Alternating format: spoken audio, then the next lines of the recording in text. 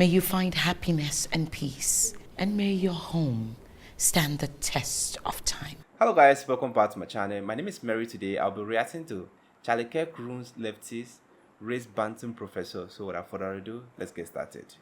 Like, how is America racist? All right. Are you familiar at all with the concept of structural racism? Yeah, it's a myth. No, it's not. So tell me why it's true. Okay, so... Not outcomes, tell me why it's true. So the textbook that you hearken back to in the 1950s, right? I found one of those in Virginia. It was in publication from five. Yeah, and so when we think about, like, how do you design curriculum that's historically accurate, that doesn't talk about oppression, that doesn't talk about one group being oppressed over the other, right? And so when you look at that Virginia textbook, I certainly don't argue that that's what we're looking at heading back towards.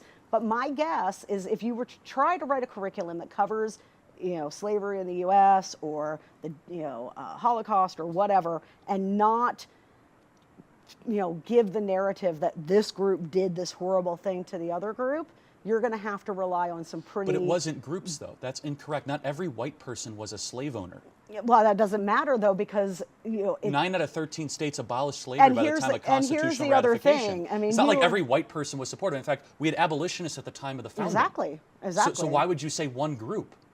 Well, I mean, it's not. You don't have to have every white person. No, in fact, the majority of white people found slavery to be reprehensible at the founding. I don't know that if we would have polled segregation. No, we did actually in the 50s. We would have found that. Let's start with slavery. 9 out of 13 states abolished slavery by the time of constitutional ratification. Yeah. Then why did the South secede? Well, they seceded post-Cotton Gin for economic reasons. We went to war over it, though. To say that America... No, you guys, the South declared war because they expected Lincoln to ban slavery. And he ended up doing it. Well, not for a long time. You know why? Because he wanted the fight to be about national unity, which is a good way to, I think, come wrapping around, right? National unity. So like, the first few years of the Civil War, he did not expressly say this war is about ending slavery. He got to it. And he later got to that address, because the South was more passionate and the North needed passion, I know, but right? let's go. I mean, but you said something I want to focus on, though. One group doing something to the other. Like, that's just not true, right? It would be a small group of white people that exploited incorrectly a group of black people. I think the crowds that would show up for the lynchings, according to research that I've read, numbered in like 5,000, and they would mail. They would why take was slavery being abolished? Pieces of like these people's bodies I'm not supporting that. Right? That's a but like that is not a small. Argument. That's not a small group of people. That's not an isolated event. I mean, in certain states it was widespread. A massive systemic problem, right? 9 states abolished it. Thomas Jefferson wrote in the original draft of the Declaration to King George, admonishing him for bringing slavery. The first ever anti-slavery convention was in Philadelphia, chaired by Benjamin Franklin in 1775. Thomas Jefferson got rid of the importation of new slaves in 1807. Guess what? None of that stuff's taught in our schools right now. Anyway, I think this is one of my what's it called? Issue, when it comes to slavery and this discussion. I feel like a whole lot of things have been left out. A whole lot of things have, been taken away from our curriculum, and we don't say that anymore. I know we are trying to let go of the past, but at least when you start saying things about slavery, how it started, how the suffering the black people have gone through, due to slavery, is like every white guy out there is shying away from it. They feel like, but this like, sometimes they feel like it's not true. They feel like, I know they were not the first, kind of people that started slavery. It has been happening way back, even in the Bible.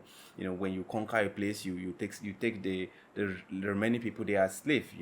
And I think, it has been happening way back, but we don't shy away from it. Yeah, it has happened. You won the war. You in the Bible, it has happened. You won the war. You've taken people captive. It's normal.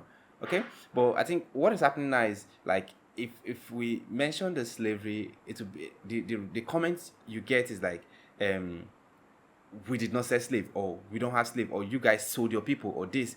The thing is, my issue is, when I'm currently in Ghana, okay, and I think back then slave trade really happened here in Ghana, in the Gold Coast, and we have building that will show that, yes, this is where the slaves were kept. And the slaves weren't kept by black people. They were kept by the whites. And that is something that everyone is shying away from. I think when Candace Owen made mention of this, I know a whole lot of you will argue with me. She said the white did not enter Africa. They were in their ship, and the black people brought this slave to them. And I feel like that is a big lie. Like, if we brought the slave to you, then who built those castles in Africa?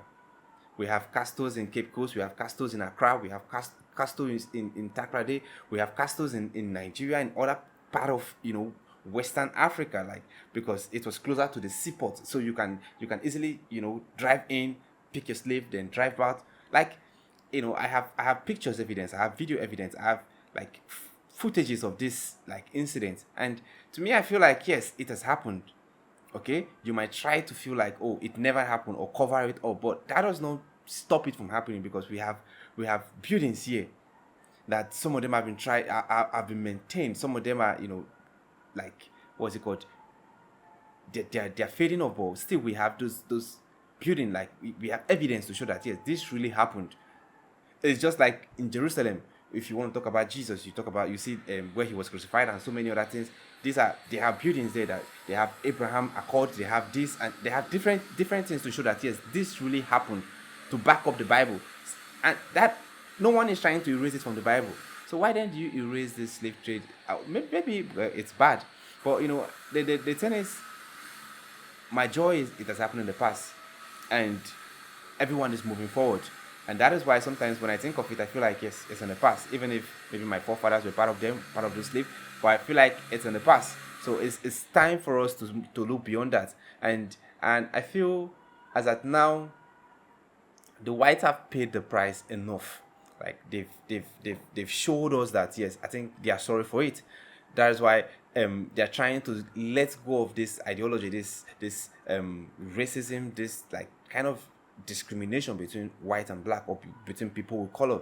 And I appreciate them for that, because it's a bold step to show that yes, they are sorry for what they did. And at least by that, it's easy for us to let go, because it's like they are being remorseful that okay, I think this happened in the past, and now it's time for us to let go of it. And that is one thing I love about this 21st century. Like, everyone is trying to like let the term racism fade away.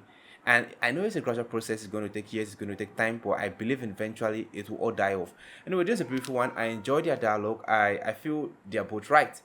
Charlie is coming from his own angle, and the lady is coming from her own angle. And her concern is, why are we taking this away? Why are we trying to avoid? Why are we like kind of shying away from this? And Charlie is letting us know that yes, at least it was there, but it was later abolished. And that is what Charlie is driving at. It's driving at the fact that yes, even if Lincoln was there when this thing was happening, he still abolished it. And it's cool, because I feel it's not right selling your fellow human. Like, to me, I feel it's not right. Anyway, this is a beautiful one. I enjoyed this, and I want to see more videos like this. If you have any recommendation, let me know in the comment section. If this is the first time visiting the channel, click on the subscribe button. Thanks for watching, and remember this.